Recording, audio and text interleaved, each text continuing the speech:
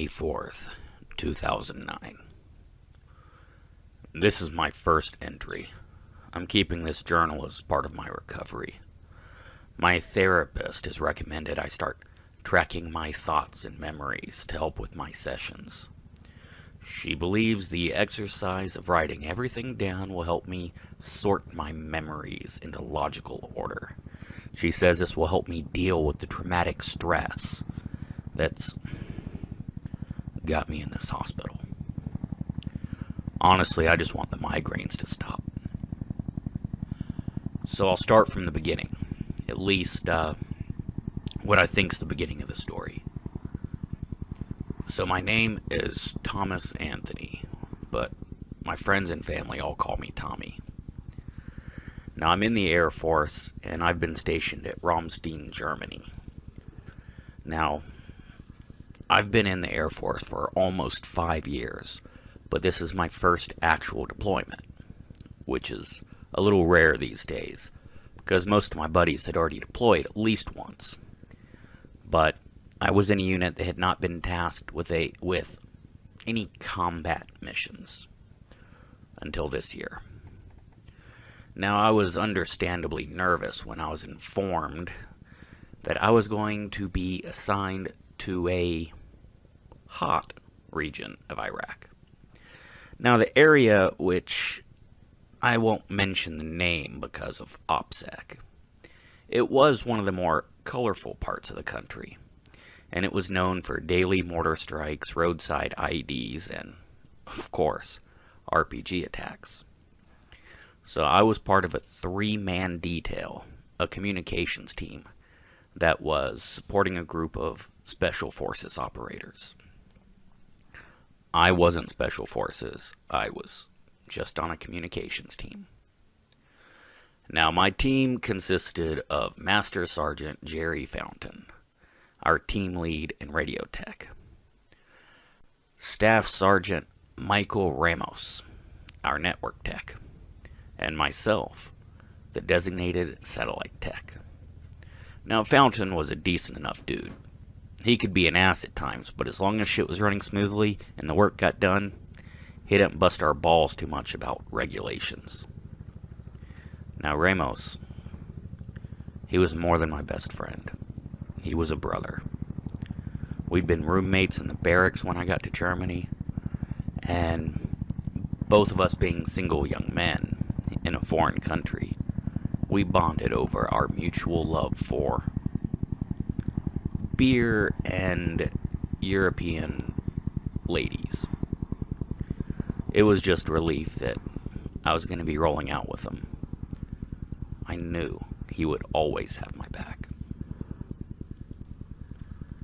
Our pre-deployment training was relatively boring-ass 12-hour days, prepping our equipment and getting the check mark on various training requirements. For the first few weeks, I was able to distract myself and push the anxiety out of my head. I tried to stay positive and not dwell on the danger, but every time I'd speak to my parents or family, they'd bring up stories they'd seen on the news about these ambushes and these attacks, and honestly, I wanted to be out the door already. In my mind, the sooner we left, the sooner I could start coming home. When our rollout date finally arrived, we loaded our bags and body armor and prepped ourselves for a series of long flights. We were in 3 seats of the middle row of a mid-sized shuttle. Right. Sorry for being vague. Fountain, being the team lead, helped himself to the corner seat. And it was up to Ramos and I to figure out who'd sit in the middle for the duration of this flight. "Not bitch," I started. Didn't even get halfway through when Ramos cut me off. "You can't call not bitch on a plane, dude. That's cars. And bikes." Fine. Rock, paper, scissors. 1, 2, 3, and we both want paper. Alright, again. 1, 2, 3. I threw paper. He threw scissors. Damn it. Will you two just sit the fuck down? grumbled Sergeant. You can play musical chairs later. We got plenty of stops on the way. Ramos smiled at me and said, hey, you can stretch your legs at Aviano. Now, Aviano, Italy, would be our first stop, followed by stops at Qatar and a place to be unnamed before we switched to a smaller aircraft for the final leg. Fine. Settling in next to Fountain's large frame for the middle seat for the first part of our journey, I adjusted my seatbelt before reaching down to loosen my boots.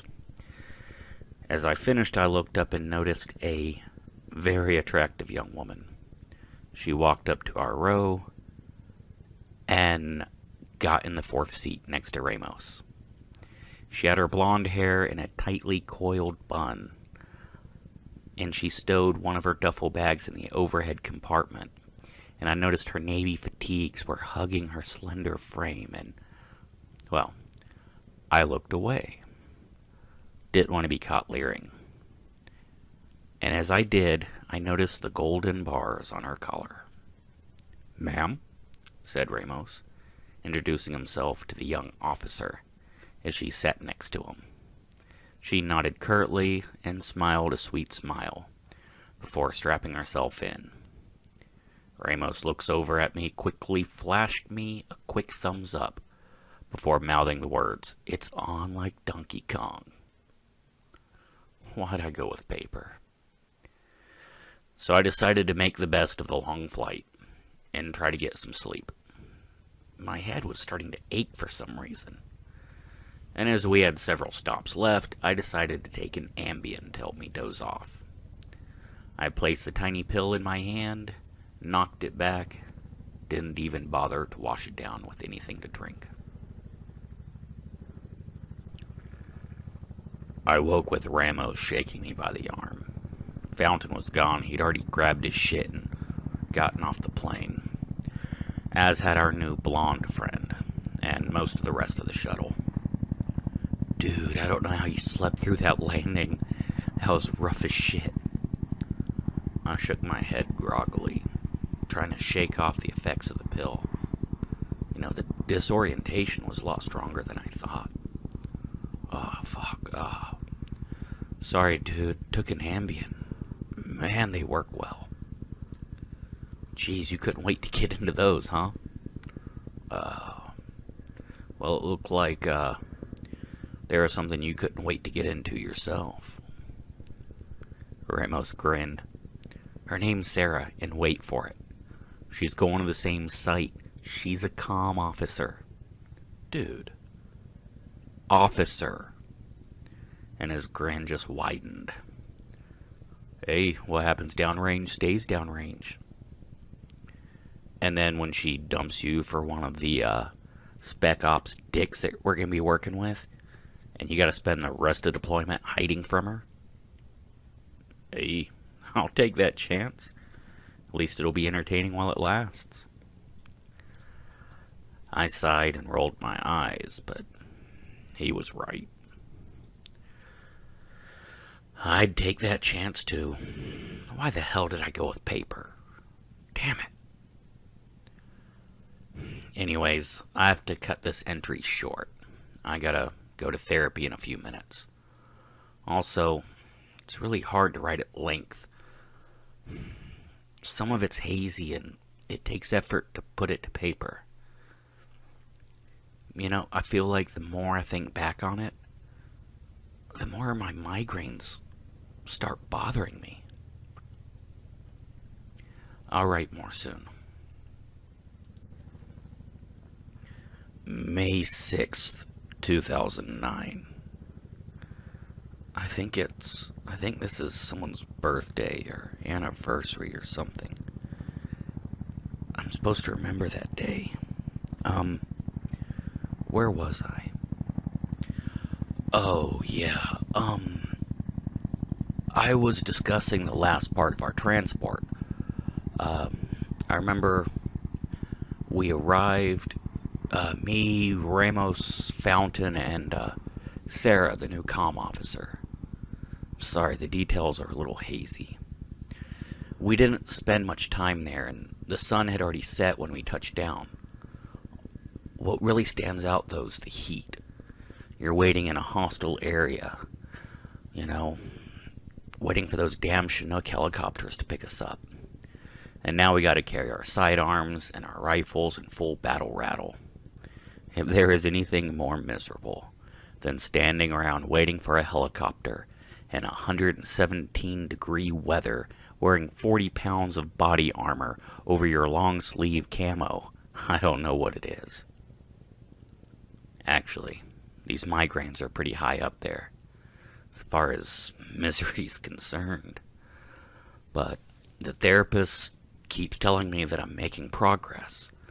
The pain and the disorientations are physical manifestation of the emotions I've been suppressing, according to her. Anyway, I remember I was trying to kill time by chatting up Sarah. Ramos walked off to use the latrine or something. So, I'm trying to figure out what kind of person she is. Because there was this nagging feeling that there was something out of place with her. I asked her the basic things like, what unit are you with? Where are you from? All that regular stuff. I don't remember the answers. I remember they didn't feel right. My head had already started hurting then, though. Come to think of it, that might be why nothing quite clicked. I probably wasn't. Anyways, I can't remember her voice. I can't remember what her voice sounds like. I can remember her face and I can remember her mouth moving, but I can't remember her voice. Anyways, I guess Ramos had come back and he was chatting with her now. Because I wandered over to where Fountain was. He was standing a little bit away from us, just staring off into the sky. So what do you think of Blondie? What? He was distracted, didn't even bother to look in my direction. The new comm officer, Sergeant. What do you make of her? Fuck if I know. Clearly still focusing his gaze on whatever it was in the distance. Look there. Right there. Pointing with his hand into the sky. I look over and there's a small bright light approaching our position. That's our ride? You'd think so, but I don't know why they'd be all lit up. I saw what he was getting at.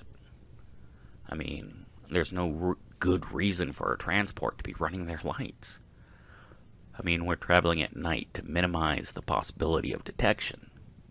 There's always the threat, people wanting to shoot down an aircraft and get prisoners for their next stupid beheading video. I got this knot in the pit of my stomach. Sure, there might have been reasons, but it felt wrong. And Ramos walks up behind us as the lights are getting closer and closer. Dude, that's a lot quieter than I thought it'd be for a twin rotor. Chinooks have 2 helicopter blades spinning above. And that's what bothered me. It was silent, not quiet, not a dampened engine sound, but dead silence. You couldn't... Oh, fuck. Sorry, my nose just started bleeding. I don't want to get any of this on the page. Look, I'll just pick this up tomorrow or sometime. Besides, my fucking migraine's starting to come back anyways. I'll finish this later. May 20th, 2019. I haven't written anything in over a week. I've not been able to. These damn migraines have been too severe. But it's not just my head anymore. Since I wrote last, my nosebleeds are like almost daily. I'm really anxious to work through all these issues. It's been difficult, and I've been cooped up in here for too long. I haven't been able to get out and talk to anyone. I really wanted to call my parents the other day, but the therapist is against it. She told me at this stage I have to learn to deal with the repercussions of the accident before I can start reestablishing my past relationships. She keeps telling me that once I'm better, I'll be ready to go out into the world and see it the way it is. So, I think the most important thing that I try to work through right now is the crash. It's really hard, though. I think part of me doesn't want to remember the details. Like, my mind is just scared to relive the pain of what happened, but I have to, for my own sake. Alright, so I'm going to start with the things I do remember. Alright, and I'm going to try to do this quickly because the pain's starting to build up again. I already feel like I want to smash my damn head into a wall and crack it open. Anyways, I don't remember boarding the chopper. I don't remember what I was doing, or if I even realized at the time that it was going down. I mostly just remember feelings. The anxiety of watching the white light come towards us. Waiting in the desert, and then another feeling. I can't place it, but it vaguely it feels like weightlessness combined with terror. I remember hearing screams. I know some were mine, and the others, I can't place who was screaming or which screams were whose, but there were others. Now, rationally thinking, I suppose that these could be from the moments as the chopper was going down, the last moments before the crash that ended my deployment and my best friend's life. I remember feeling shock, confusion, devastation, emptiness, and the next feelings I remember, the ones that overtook me when I woke up here. When I woke up to find myself in a hospital bed in New Mexico. A nurse was there when I woke up. She grimly informed me that the Chinook we'd boarded had been shot down by insurgents after we'd taken off, and the ensuing crash had claimed the lives of all involved but me. I immediately retched when I heard the news, and unfortunately, what followed was several minutes of painful dry heaving, my body attempting to vomit. This led to me coughing up a stream of saliva, mixed with this viscous, dark blood. The nurse rushed to my side once my retching had subsided. She informed me that the extent of my injuries had been such that I had been in a coma. I'd been medevaced out of Iraq, into Europe, and eventually making it all the way to Cannon Air Force Base in New Mexico. I'd been in and out of surgery after surgery, and I'd received multiple blood transfusions. And I had a feeding tube for a lot of that time. So, as such, I didn't have much in my stomach in which to produce much in the way of vomit. Are my parents here? They've been in to see you several times while you were unconscious, was the answer I got. But now they had to limit their contact with me, as this next stage is crucial to my recovery. I just sank back in my bed, unable to breathe or vomit or cry.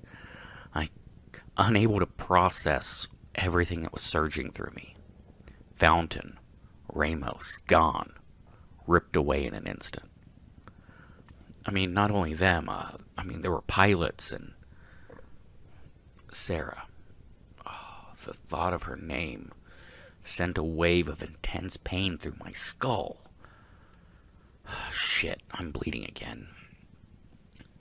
Yeah, this time it's pretty much everywhere. I have noticed, though, since the transfusions, that I can't remember.